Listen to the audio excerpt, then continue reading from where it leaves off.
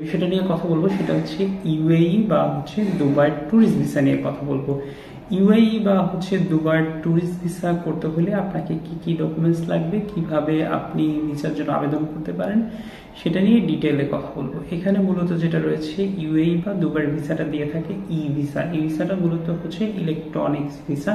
এই ভিসা খুব সহজে আপনি পৃথিবীর যে কোনো দেশে থাকেন না কেন, আপনি শুধু সিম্পল ফটো প্লাস হচ্ছে আপনার পাসপোর্টের স্ক্যান কপি দিয়ে আপনি ভিসাটা নিতে পারেন। এই ভিসা নেওয়ার সিস্টেম হচ্ছে, বাংলাদেশ থেকে যদি আপনি নিতে চান, বেশ কিছু অথরাইজ তাদের এজেন্ট রয়েছে যাদের মাধ্যমে আপনি ভিসা নিতে পারেন। অর্থাৎ হচ্ছে এই ভিসা নেওয়ার ক্ষেত্রে আপনাকে যে জিনিসটি করতে হবে, যে কোনো একটা নির্দিষ্ট মানে ম্যাক্সিমাম যারা কাজ করে বিশেষ করে ট্যুরিস্ট ভিসা নিয়ে সবার কাছে এই লিঙ্কগুলো রয়েছে। হয়তো ব্যক্তি বিশেষে 1000-2000 টাকা আপনার ভিসার রেট একটু আপ ডাউন করতে পারে। এখন আসেন হচ্ছে 1 মাস বা হচ্ছে 2 মাসের মাল্টিপল ভিসা নিয়ে আপনি কি অন্য কোনো ভিসায় কনভার্ট করতে পারবেন কিনা। এখানে মূলত যেটা রয়েছে, আগে কিন্তু ভিসাটাকে কনভার্ট করা যেত, আপনি ওয়ার্ক পারমিট বা হচ্ছে অন্য কোনো ভিসাতে আপনি কিন্তু ডাইভার্ট করতে পারতেন। এই মুহূর্তে কিন্তু এখনো কিন্তু এই ফ্লেক্সিবিলিটি বা সুযোগটা দেয় নাই যে ট্যুরিস্ট ভিসায় গিয়ে আপনি অন্য কোনো ভিসায় কনভার্ট করবেন। মূলত যারা রিয়েল ভিজিটর আছেন, দুবাইতে ভিজিট করতে চাচ্ছেন, তারা হচ্ছে শুধুমাত্র ভিজিট ভিসাটা কালেক্ট করতে পারেন। এই মুহূর্তে কিন্তু ভিসা পাওয়া, এই মুহূর্তে প্রসেসিং টাইম যেটা রয়েছে সেটা হচ্ছে খুব সহজে অল্প টাইমের ভিতরে আপনি ভিসা নিতে পারেন। এই মুহূর্তে 7 থেকে 10 ওয়ার্কিং ডেজ এর মতো আপনার কিন্তু সময় লাগতেছে ভিসা নেওয়ার ক্ষেত্রে।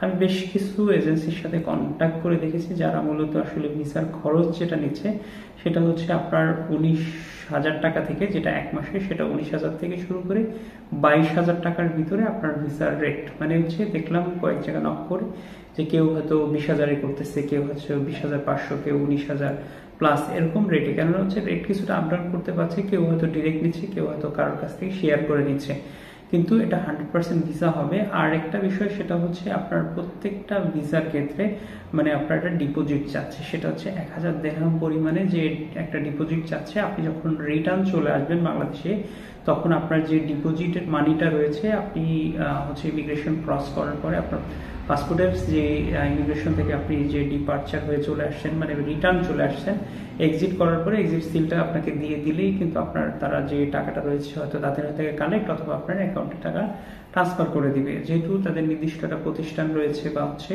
তারা এখানে ডুপ্লিকেসি বা হচ্ছে আপনার টাকা দিবে না, ব্যাপারটা এমন না, যেহেতু এই ডিপোজিটটা সবার ক্ষেত্রেই দেওয়া লাগছে। আর যারা হয়তো যাদের আগে প্রিভিয়াসলি হচ্ছে আপনার ইউএই তে ভ্রমণ আছে, তাদের ডিপোজিট না দিলেও চলবে, অথবা ট্রাভেল হিস্ট্রিটা স্ট্রং আছে, বেশ কিছু দেশে ভ্রমণ আছে, সেক্ষেত্রে হচ্ছে আপনার সাথে যদি সম্পর্ক ওই ট্রাভেল এজেন্সি ভালো থাকে তাহলে হচ্ছে আপনি ডিপোজিট ছাড়াও ভিসা করতে পারবেন, আপনার যে জাস্ট হচ্ছে ভিসা ফি যেটা আছে সেটা দিয়ে। এখানে মূলত তারা সিঙ্গেল এন্ট্রি ভিসা দিচ্ছে। সিঙ্গেল এন্ট্রিটা হচ্ছে আপনি শুধু একবারই ঢুকতে পারবেন এই ভিসা দিয়ে, একবার বের হয়ে আসার পরে আবার দ্বিতীয়বার যদি যেতে চান সেক্ষেত্রে হচ্ছে আপনার দ্বিতীয়বার আপনাকে ভিসা নিতে হবে। এই হলো মূলত ইউএই বা দুবাইয়ের ভিসার সিস্টেম বা প্রক্রিয়া। তবে আশা করা যাচ্ছে যে খুব সহজে হয়তো বাংলাদেশ থেকে তাদের যে ওয়ার্কার বা হচ্ছে যে ভিসাগুলো হয়তো ট্রান্সফার, যেটা আপনার ভিজিট থেকে ওয়ার্ক পারমিটে কনভার্ট, এটা হয়তো খুব সহজে খুলে দেওয়ার কথা রয়েছে। যদি এরকম খুলে দেয় তাহলে অবশ্যই আপনাদের মাঝে আমরা ভিডিও নিয়ে উপস্থাপন করব যে আপনি ভিজিট থেকে ওয়ার্ক পারমিটে আপনার ভিসাটাকে আপনি কনভার্ট করে নিতে পারবেন। এই হলো মেইন বিষয়। যদি ইউএই বা হচ্ছে দুবাই ট্যুরিস্ট ভিসা নিয়ে আপনাদের আরো কারো কোনো তথ্য জানার থাকে অবশ্যই কমেন্টসে কমেন্ট করবেন, আপনাদের আরো তথ্য দিয়ে আমরা সহযোগিতা করার চেষ্টা করব। সবাইকে অসংখ্য ধন্যবাদ।